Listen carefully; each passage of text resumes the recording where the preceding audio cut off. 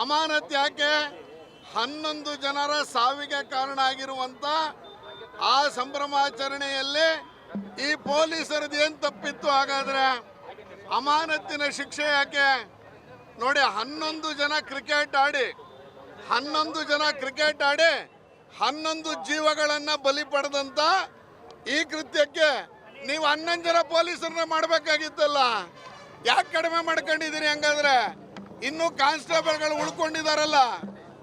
ಈ ರೀತಿಯಲ್ಲಿ ಯಾರದೋ ತಪ್ಪಿಗೆ, ಯಾರದೋ ನೋವಿಗೆ, ಯಾರದೋ ಮೇಲೆ ಬರೆ ಹಾಕುವಂಥದ್ದನ್ನ ಸರ್ಕಾರ ಮಾಡ್ತಾ ಇದೆ.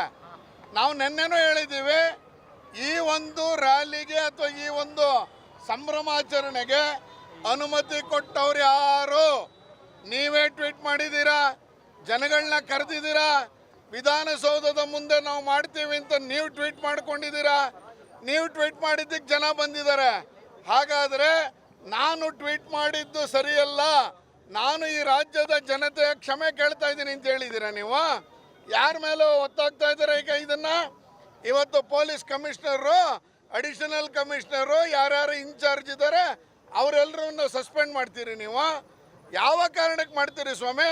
ಅನುಮತಿ ಕೊಟ್ಟವ್ರು ಯಾರು? ಅನುಮತಿ ಕೊಟ್ಟಿಲ್ಲ, ರೈಟಿಂಗಲ್ಲಿಲ್ಲ, ಅನುಮತಿ ನಿರಾಕರಣೆ ಆಗಿದೆ. ಆದರೂ ಕಮಿಷನರ್ ಸೇರಿದಂಗೆ ಎಲ್ಲರನ್ನು ಸಸ್ಪೆಂಡ್ ಮಾಡಿದ್ದೀರಿ. ಮಾಡಕ್ ಪ್ರೇರಣೆ ಕೊಟ್ಟವ್ರು ಯಾರು? ಫಸ್ಟ್ ಅದನ್ನ ಹುಡುಕಿ. ಒಬ್ಬ ಪ್ರಮುಖ ರಾಜಕಾರಣಿ ಮುಖ್ಯಮಂತ್ರಿಗಳ ಸುತ್ತಮುತ್ತ ಇರೋರು ನೀವು ಮಾಡ್ರಿ, ನಾನೆಲ್ಲ ಮಾಡ್ತೀನಿ ಅಂತ ಹೇಳಿದ್ದಾರೆ ಎನ್ನುವಂಥ ಅಂಶ ಹೊರಗೆ ಬರ್ತಾ ಇದೆ ಇವತ್ತು. ಯಾರವರು? ತನಿಖೆ ಮಾಡಿಸಿ ನಿಮಗೆ ಗೊತ್ತಾಗುತ್ತೆ. ಯಾರು ಮುಖ್ಯಮಂತ್ರಿಗಳ ಸುತ್ತಮುತ್ತ ಇರುವಂಥ ಸರ್ಕಾರದ ಪ್ರಮುಖ ಹುದ್ದೆಯಲ್ಲಿರುವಂಥವ್ರು ಇವತ್ತು ನೀವು ಇದನ್ನ ಮಾಡಿ, ಮಿಕ್ಕಿದ್ದೆಲ್ಲ ನಾನು ನೋಡ್ಕೋತೀನಿ, ಸರ್ಕಾರ ನಾನು ಹೇಳ್ದಂಗೆ ನಡೆಯುತ್ತೆ ಅಂತ ಹೇಳಿ ಮಾಡಿಸಿದವ್ರು ಯಾರು ಇವತ್ತು? ಇವತ್ತು ಅಮಾನತ್ತಿನ ಶಿಕ್ಷೆಗೆ ಒಳಗಾಗಿರೋರು ನಮ್ಮ ಪೊಲೀಸರು. ಯಾಕೆ ಪೊಲೀಸರ ಮೇಲೆ ಮಾಡ್ತಾ ಇದ್ದೀರಾ ನೀವು? ಕಾರಣ ಏನು? ವಿಧಾನಸೌಧದ ಮುಂದೆ ನೀವು ಫೋಟೋ ತೆಗೆಸ್ಕೊಳ್ಳೋದು, ಪಬ್ಲಿಕ್ ಎಲ್ಲ ಚಿನ್ನಸ್ವಾಮಿ ಕ್ರೀಡಾಂಗಣಕ್ಕೆ ಹೋಗಿ ಅಂತ ಹೇಳೋದು. ನೋಡಿ, ಗೃಹ ಸಚಿವರು ನಿನ್ನೆ ಬೆಳಗ್ಗೆ ಮಾತಾಡ್ತಾ ಮೊನ್ನೆ ಬೆಳಗ್ಗೆ ನಾವೆಲ್ಲೂ ಮಾಡಲ್ಲ ಅಂತ ಹೇಳಿದ್ರು. ಆಮೇಲೆ ಪಾಸ್ ವಿತರಣೆ ಆಗಿದೆ ಅಂತ ಹೇಳಿದ್ರು. 8,80,000 ಅಂತ ಹೇಳಿದ್ರು. ಹೆಂಗ್ ಸಿಕ್ತು ನಿಮ್ಗೆ ಇದು 8,80,000 ಫಿಗರ್? 8 ಲಕ್ಷ ಜನಕ್ಕೆ ಪಾಸ್ ವಿತರಣೆ ಆಗಿದೆ. ಆನ್ಲೈನಲ್ಲೋ ಆಫ್ಲೈನಲ್ಲೋ ಗೊತ್ತಿಲ್ಲ ನಮಗೆ. ಅದನ್ನ ಮಾಡಿದವ್ರು ಯಾರು? ಅವನನ್ನ ಯಾಕೆ ಇನ್ನೂ ಬಿಟ್ಟಿದ್ದೀರಿ? ಕಮಿಷನರ್ ಊರಿಗೆ, ಯಾರಿಗೆ, ಹೋಮ್ ಮಿನಿಸ್ಟ್ರಿಗೆ 8 ಲಕ್ಷ ಇದೆ ಅಂತ ಗೊತ್ತಾದ ಮೇಲೆ ಅದಕ್ಕೆ ಬೇಕಾದಂಥ ರೀತಿಯಲ್ಲಿ ಯಾಕೆ ತಯಾರು ಮಾಡ್ಕೊಳ್ಳಿಲ್ಲ ನೀವು?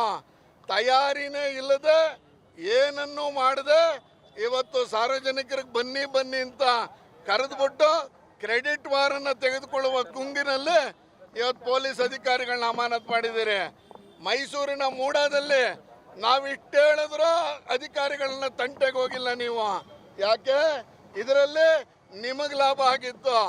ಬೆಂಗಳೂರು IPL ಅಲ್ಲಿ DCMಗೆ ಲಾಭ ಆಗುತ್ತೆ ಅಂತ ಅಧಿಕಾರಿಗಳನ್ನ ಅಮಾನತು ಮಾಡ್ತೀರಾ? ಮೈಸೂರಿನಲ್ಲಿ ಯಾಕೆ ಸ್ವಾಮಿ ಅಧಿಕಾರಿಗಳನ್ನ ಅಮಾನತು ಮಾಡಿಲ್ಲ? ಮೈಸೂರಿನಲ್ಲಿ ಲಾಭ ನಿಮ್ಮದು, ಬೆಂಗಳೂರಿನಲ್ಲಿ ಇದರ ಲಾಭ ಪಡ್ಕೊಳ್ಳಕ್ಕೆ ಹೊರಟಿದ್ದು DKC ಎನ್ನುವಂಥದ್ದು. ಈ ರೀತಿಯಲ್ಲೇ ನೀವು ಮಾಡಿದಿರುವಂಥ ಈ ಒಂದು ಏನು ತನಿಖೆಯ ವಿಧಾನ, ಯಾವುದದು ತನಿಖೆ?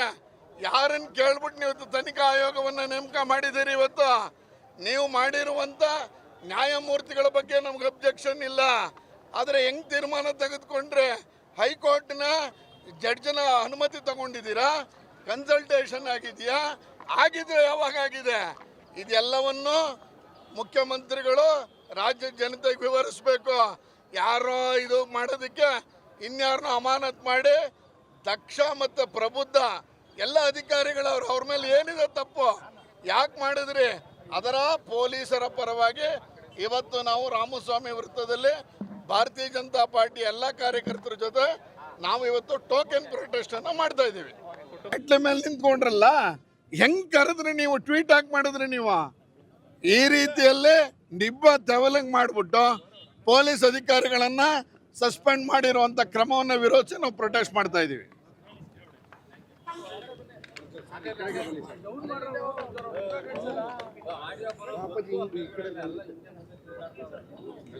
ಕರ್ನಾಟಕ ರಾಜ್ಯದ ಇತಿಹಾಸದಲ್ಲೇ ಇದೊಂದು ಕರಾಳ ದಿನ.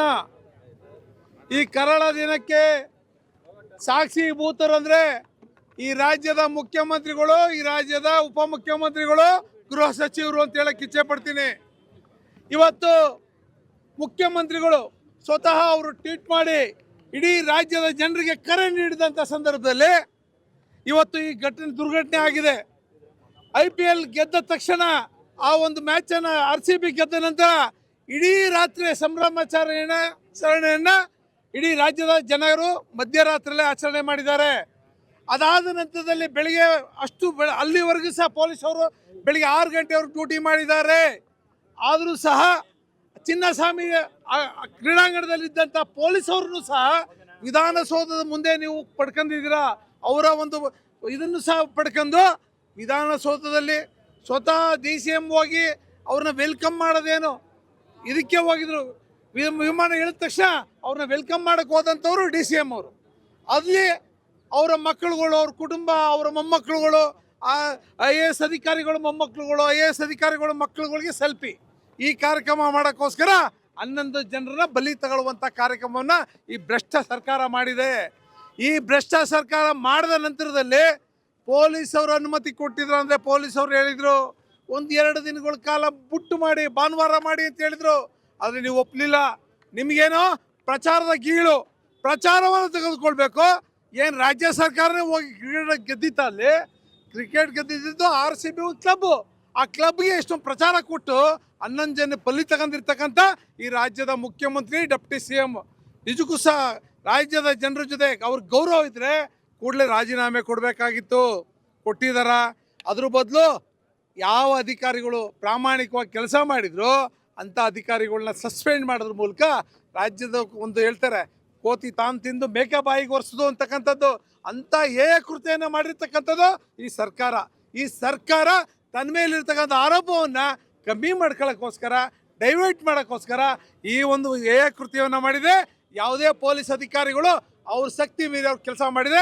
ಟೋಟಲ್ ಕರ್ನಾಟಕ ರಾಜ್ಯದಲ್ಲಿ ಇಂಟೆಲಿಜೆನ್ಸ್ ಫೇಲ್, ಅಂದರೆ ರಾಜ್ಯದ ಮುಖ್ಯಮಂತ್ರಿಗಳ ಆಡಳಿತ ಫೇಲ್ ಆಗಿದೆ ಅಂತಕ್ಕಂಥದ್ದನ್ನ ಈ ಸಂದರ್ಭ ಹೇಳಕ್ಕೆ ಇಚ್ಛೆಪಡ್ತೀನಿ. ಯಾವುದೇ ಕಾರಣಕ್ಕೂ ಅಂಥ ಪೊಲೀಸ್ ಅಧಿಕಾರಿಗಳನ್ನ ನೀವು ಸಸ್ಪೆಂಡ್ ಮಾಡಿರೋದು ಸರಿ ಇಲ್ಲ. ನೀವು ತಾಕತ್ತಿದ್ರೆ ನೀವು ಯಾರು ಸಂಬಂಧಪಟ್ಟವರು ಇಲಾಖೆಯಲ್ಲಿ ಯಾರು ಪರ್ಮಿಷನ್ ತಗೊಂಡು ಈ IPL ಇದನ್ನು ಸನ್ಮಾನಿತರು ಯಾಕೆ ಸನ್ಮಾನ ಮಾಡೋಕ್ಕೆ ಎಲ್ಲಿ ಫಿಕ್ಸ್ ಮಾಡಿದ್ರಿ? ಅದಕ್ಕೆ ಉದ್ದೇಶ ಹಿಂದೆ ಇರ್ತಕ್ಕಂಥ ಅಧಿಕಾರಿಗಳು ಯಾರು? ದಯಮಾಡಿ ಇದನ್ನು ಕ್ರಮ ತಗೋಬೇಕು, ಅಂಥವ್ರ ವಿರುದ್ಧ ಕ್ರಮ ತಗೋಬೇಕು. ಅದು ಬಿಟ್ಟು ಆ ಬಡಪಾಯಿ ಅಧಿಕಾರಿಗಳ ಮೇಲೆ ಕ್ರಮ ತಗೊಂಡಿರ್ತಕ್ಕಂಥ ಖಂಡನೀಯ ಅಂತಕ್ಕಂಥ ಸಂದರ್ಭ ಹೇಳಿ ಈ ರಾಜ್ಯ ಸರ್ಕಾರ ಭ್ರಷ್ಟ ಸರ್ಕಾರ.